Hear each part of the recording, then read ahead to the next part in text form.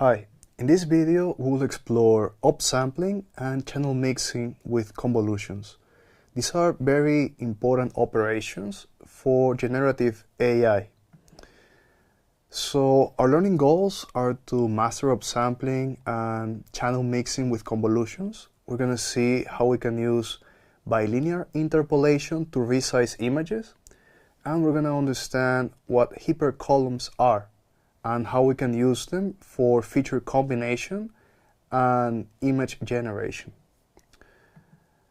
So let me explain what a transposed convolution is. It has like 5 different names in the literature. It's very confusing. Like you will find this being referred as transposed convolution, up-convolution, deconvolution, and it refers to this very simple operation in which we take our input image and instead of patting it just around the borders, we patted it all over in order to produce a bigger feature map in which we're going to be running regular convolutions. So you see that this produces an image in the output, in the cyan part of the activation, that is bigger than the original input image that only had 3 by 3 pixels. We see here how we can do this on the image of the cats that we have seen before, and we see that this achieves the goal of creating a bigger image, but it has a very important artifact that is very undesirable, and that is that there is like a checkerboard pattern on the image. You see that the image of the cat seems to be superimposed into some checkerboard, and this is just a feature of the transposed convolution. We use this very frequently, this operation of the transposed convolution, to upsample images after they have been encoded in a representation with a lot of convolutions that creates this stack that is quite dense semantically, but that we want to decode, we want to create something new out of it.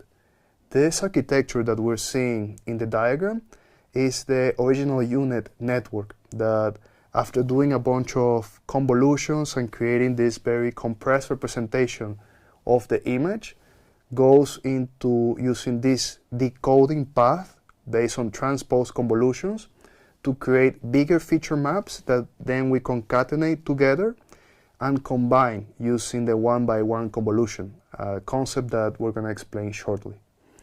So you see here that the model is able to create a new image of the same dimensions as the original input image. But in this case, instead of being this electron microscopy image with full grayscale range, it's just a binary image where we are segmenting the body of the cells with the walls that separate them. So this is something that is a very powerful method, and we'll see use in many deep learning architectures that we use to generate images.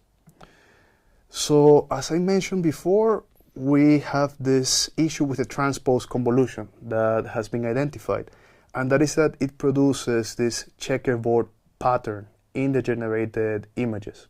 This is something that is quite undesirable and has been solved using a very simple technique, which is the traditional bilinear interpolation.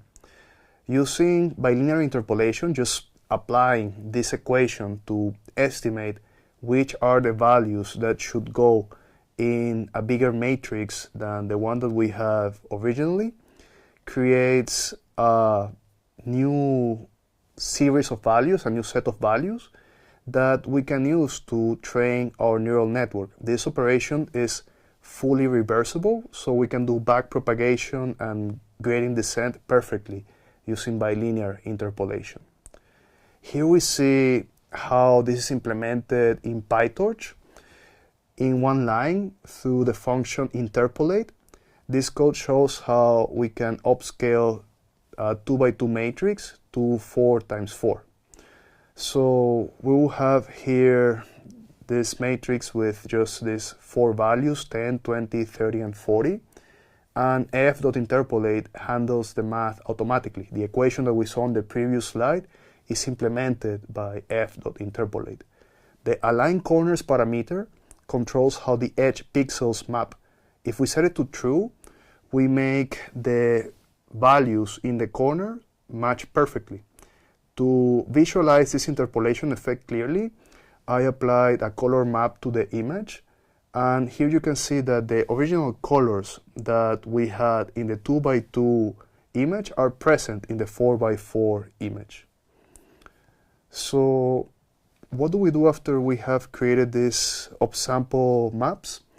If we have many of them, we can combine them, use something called the 1-by-1 convolution, which we can use to mix image channels. You can think of it as something that takes any amount of channels and then it mixes them into any other amount of channels. It has a bit of a funny name because the 1-by-1 convolution could be interpreted better as a fully connected network that we're making move all over the image.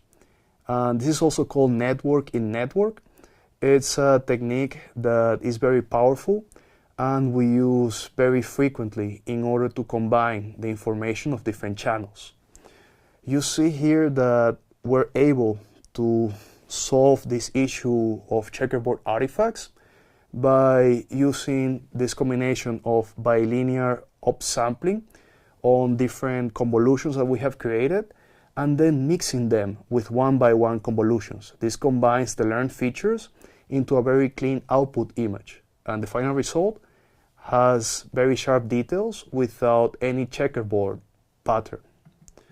Another use for 1-by-1 convolutions that is very important, and we saw in the example with the unit, is that it's able to combine the feature maps.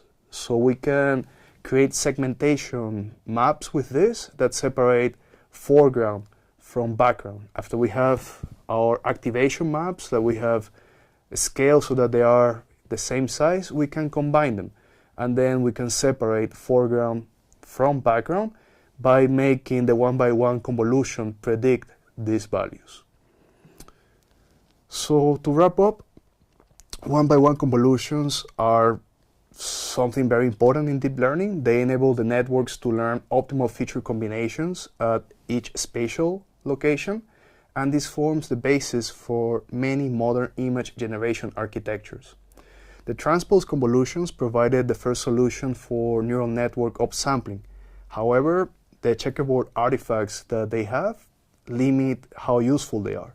So this led to the creation of better methods, like using the bilinear interpolation followed with the channel mixing with convolutions. Together, they enable high-quality image generation.